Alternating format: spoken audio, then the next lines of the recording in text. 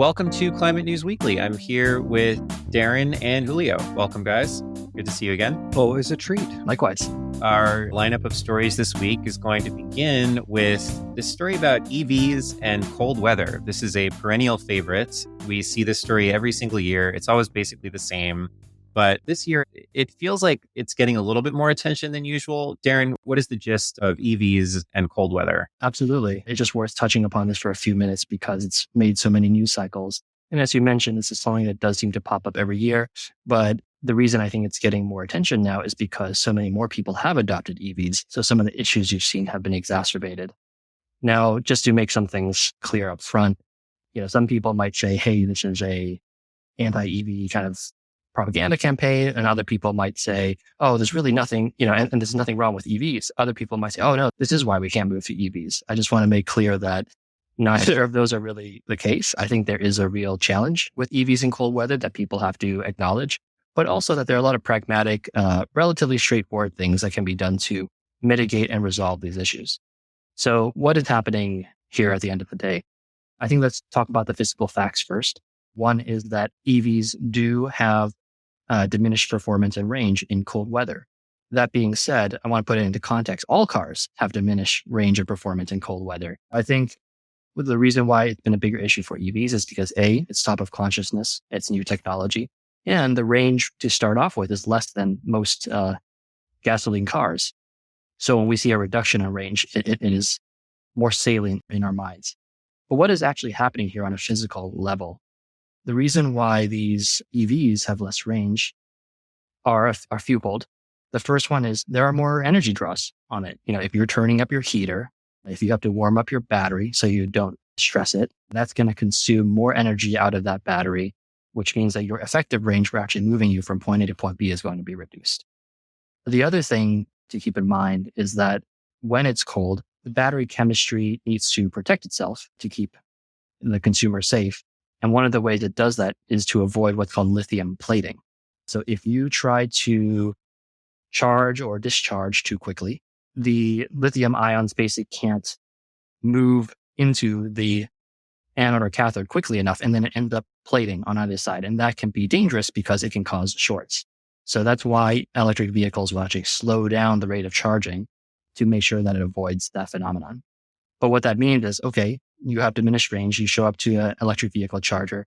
Instead of taking 20, 25 minutes to charge, it might take you 30, 35 minutes. Now, multiply that by 10, 20, 50 drivers in a day, you start seeing longer lines. Then the second thing to keep in mind is just consumer behavior. As I mentioned from the get-go, you have more vehicles and more adoption of EVs. So you're going to have more EVs needing to charge. And unfortunately, charging infrastructure this year has really fallen under estimates of what people wanted to have. I think Bloomberg NEF said it's like about 75% below estimates for installations this year.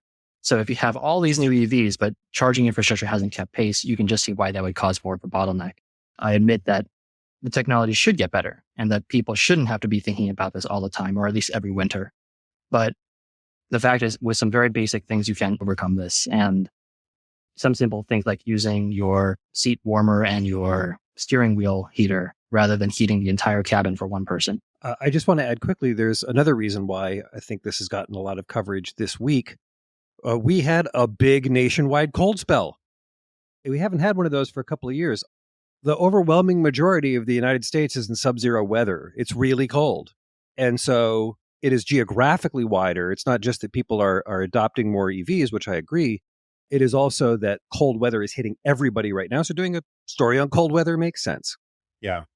So we have another story. British power plant operator Drax announced earlier this week that the British government approved its application to convert two large power producing facilities to add carbon capture to those facilities. And so who better to have here to talk about this than our carbon capture and storage expert, Julio. Julio, tell us about Drax, these facilities, and what are they going to do with the carbon dioxide once they capture it? So for those audience members who are not, deeply into British power politics, Drax was Britain's largest coal-fired power plant. Now it is their largest biomass plant. It produces about 4% of Britain's electricity and 9% of their renewable electricity. This is also a plant that people love to hate and a company that people love to hate because there are questions around the sourcing of their biomass, specifically their wood pellets. And they have tried very hard over the years to demonstrate that they are entirely sustainably sourced, that they're not adding to deforestation and so forth. But they occasionally get caught. Recently, there was an expose by the BBC that showed them cutting down virgin forest in British Columbia to make wood pellets for the plant. Now, the British government has been planning to do carbon capture and storage hubs for many, many years. Drax is in the biggest of these hubs, the Humber cluster.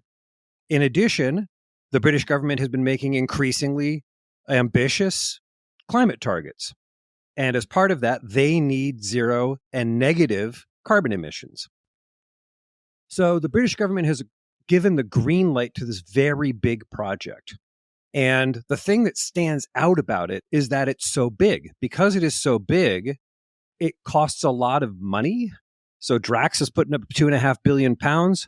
Environmental groups estimate that if the entire facility were retrofit, it could cost as much as 40 billion pounds, which is a lot of money. But actually, if you look at it in terms of the total abatement, it looks like 8 million tons a year of CO2 removal, which is a very large volume of CO2 removal as well. And I want to be clear about this. It is proper CO2 removal. Explain what that means when you differentiate between proper CO2 removal and, let's say, improper CO2 removal. The amount of CO2 that is removed is highly contingent on the land use impacts associated with the biomass. Okay. So the carbon capture facility takes CO2 and puts it underground forever. And the biomass takes CO2 out of the air. And in sustainable harvesting, it's like a conveyor belt. CO2 goes from the air into the woody biomass. The woody biomass is consumed into electricity and the CO2 goes underground. So it's very straightforward. If you do the biomass part poorly, you can have either very small returns or even emit more, right? And so that is where the crux of the biscuit is. It's not on does this plant do its job? It's is this biomass sustainably sourced?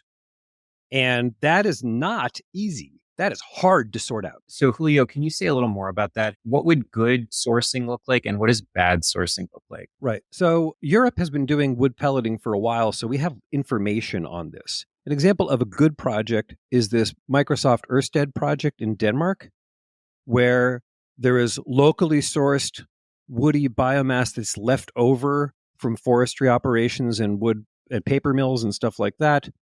The Danish government tracks the volumes of that quite closely. Some of it comes in from other forests around Europe. But again, they just do a very clear job of demonstrating that they're picking up stuff like sawdust, bark, stuff that is not actually timber, right? Poorly sourced biomass is when one of those pelleting facilities suddenly has a shortfall and they can't make their volumes. And suddenly they're like, well, I guess we'll just chop down 20 trees. And then everybody's like, wait a second, you said this was sustainably sourced biomass. And it takes a long time for those trees to grow back. By the way, for your listeners who are interested in, Carbon Direct wrote a report on guidelines for sustainable biomass harvesting. And we lay out the principles of all this stuff. You can go to our website, carbon-direct.com. So we've covered elements of this next story in the Financial Times. U.S. energy demand is growing, and this is due to a variety of factors, including electrification, EVs, more industrial activity occurring onshore within U.S. borders, and of course, the boom in demand from data centers that are doing AI processing, as well as all the other kinds of processing that happen in data centers. So there's more demand. What are the consequences of that? Right. So from a historical perspective, for many, many years, U.S. electricity demand was flat. Mm-hmm. So if you shut down a dirty plant, you were bringing in a clean plant and it all worked. Now we are seeing what many people predicted for years, a big surge in demand. It's vehicle electrification, industrial applications, industrial electrification, the ever-present demand for heat pumps that's growing, and importantly, IT. Things like data farms are cropping up everywhere and drawing this.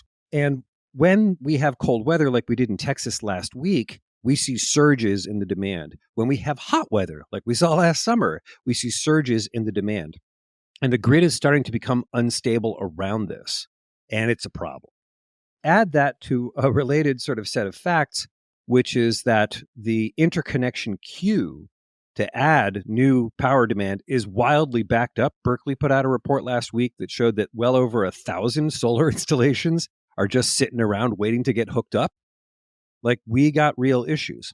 So the demand is spiking, the grid infrastructure is not being built out, and we are not adding green electricity to the queue at anywhere near the rate or pace we need. Again, every week is infrastructure week, my friends, and unless we actually add the clean power supplies and the transmission infrastructure that we need, this is going to become really bad. Julio just mentioned a lot of the macro issues. I just want to touch on some of the tactical micro issues and implications on the ground, because we've seen this a lot in the EV charging world. Number one, you're seeing that folks are relying more and more on kind of distributed generation. And while people in the clean tech space might see distributed generation as, wind, solar, batteries, most of the time to get the power levels you need for things like EV charging and data centers, that means diesel, compressed natural gas, etc. We have a couple of companies that sell these sorts of solutions that have told me that the next coming several years are like boom years for them. They're going to see so much business and they're excited about it because the utilities are not upgrading the lines in time for the loads that need to come online. Right. The other thing that's interesting is we're seeing really long lead times for things like transformers and switchgears. For transformers, sometimes, 2 to 3 years. I know supply chain has kind of gone a little bit out of people's day-to-day consciousness, but this is still an issue for something that has a very secular growth pattern. And one of the, we can dive into the details of that, but one of the things that's just true is that we don't have a lot of like utility scale transformer manufacturing capacity here in the US. A lot of it is out in, Southeast Asia. We farmed it out and those manufacturing lines are backlogged. Thanks very much, Darren and Julio, for joining us. For today's Climate News Weekly, we were also joined by Julian Spector, a reporter at Canary Media who's been covering what's happening right now with Hawaii's energy grid, including Oahu's groundbreaking virtual power plant program. A virtual power plant, much like a regular power plant, provides electricity to the grid.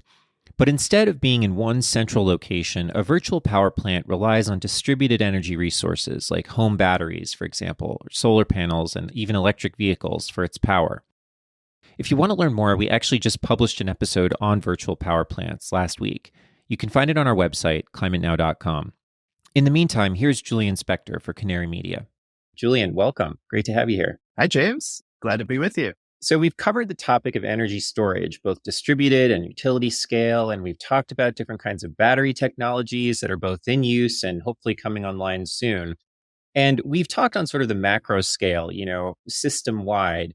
Julian's published a couple of stories recently and has delved deeply into one sort of local context and tracking how this story is evolving. And as we know, the energy transition is a local story. So we thought, it'd be interesting to explore like one specific context. So Julian, your focus has been Hawaii and the interplay between distributed solar generation, distributed energy storage, and grid scale storage. Can you tell us what's going on in Hawaii and how things are unfolding there? Absolutely. So as a reporter for Canary Media, my job is more or less to look around the world for first of a kind projects, things that push the boundaries of what's possible in shifting from fossil fuels to a cleaner energy system. And Hawaii's just really been at the forefront of that for years. They were actually the first state to pass a law to phase out fossil fuels from the electricity system. That was 2015.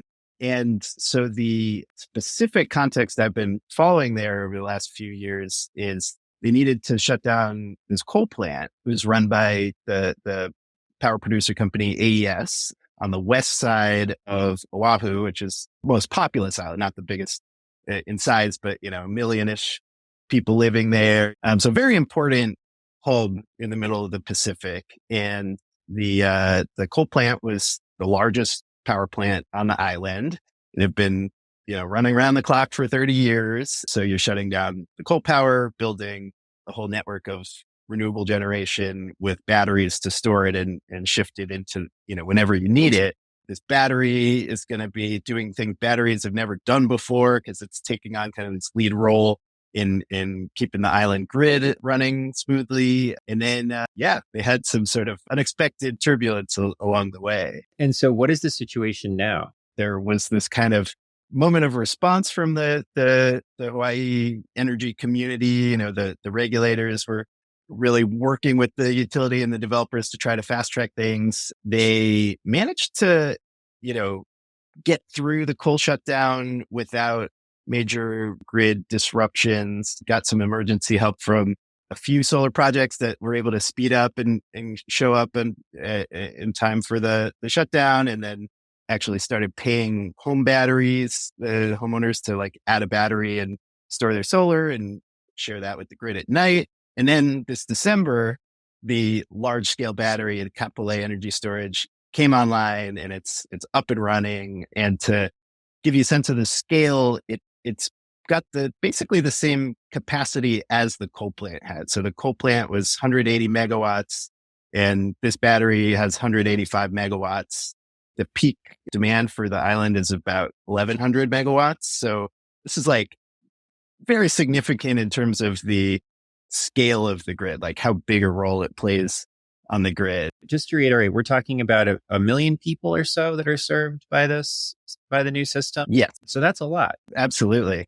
And so what's new for the energy transition is we basically never needed a battery to take on this kind of pivotal role for a grid, in the sense that without the coal plant, you need something to provide these services that keep the grid operating smoothly. And so what the Developer Plus Power did here was actually design a massive battery. They're using Tesla Megapack batteries. And even if the whole grid goes down in like a massive storm or earthquake or tsunami or something, this battery is designed to jumpstart the grid afterwards and kind of return power to the island.